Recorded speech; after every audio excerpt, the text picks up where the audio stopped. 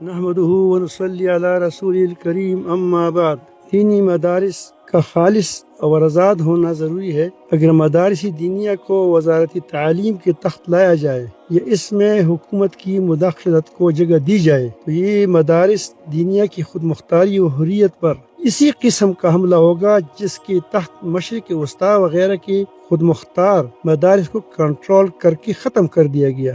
شام، مصر، سعودی عرب، عراق وغیرہ کی حالات ہمارے سامنے ہیں۔ حکمران طبقہ عالمی طاقتوں کے دباؤ میں آ کر اس قسم کا فیصلہ کر رہا ہے کہ مدارس دینیہ کی اس کی اصل روح سے محروم کیا جائے اور اس کو اصلی روح کو نکالا جائے، اور عوام کے ذہنوں میں یہ بات ڈالی جا رہی ہے کہ مدارس چونکہ تعلیمی ادارے ہیں لہٰذا وہ وزارت تعلیم کے تحت ہونے چاہیے۔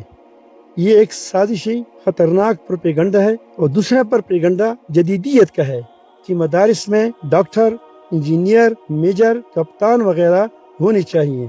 یہ بھی دینی مدارس کے خلاف سخت خطرناک سازش ہے۔ اس کا تو صاف مطلب یہ ہے کہ ہمارے ادارے دینی نہیں رہیں گے، بلکہ اس میں تیار ہونے والے خالص دینی علوم سے بھی محروم ہو جائیں گے، اور اس کی وجہ سے دینی علوم کو دین کے لیے حاصل کرنے کے بجائے طلبہ ان کو دنیا کے عہدوں کے حصول کے لیے حاصل کریں گے، اور بالآخر دینی ادارے اسکول اور کالجوں میں بدل جائیں گے، جو کہ دشمنان اسلام یہود و ہنود وغیرہ چاہتے ہیں۔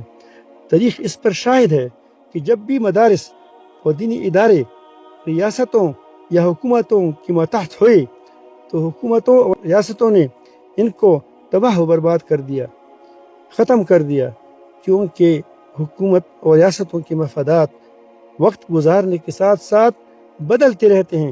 اسی لیے ہمارے اکابرین کا ہمیشہ یہی طریقہ رہا ہے کہ حتی الامکان مدارس دینیہ کی آزادی اور خود مختاری کو قائم اور برقرار رکھا جائے۔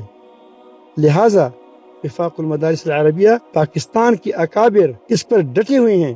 وہ دراصل مدارس دینیہ کی آزادی اور مختاری کی جنگ لڑ رہے ہیں۔ اس موضوع پر شیخ الاسلام مولانا مفتی تقی عثمانی صاحب دامت برکاتہم العالیہ نے بہترین وضاحتی بیان مجلس عاملہ کے سامنے کیا ہے، اور وہ آ چکا ہے۔ میری تمام مسلمان بھائیوں سے درخواست ہے کہ اس کو سن لیں، اور وفاق المدارس العربیہ پاکستان کے اکابرین کا ہمیشہ دست و بازو بنے رہیں۔ السلام علیکم، مختار الدین۔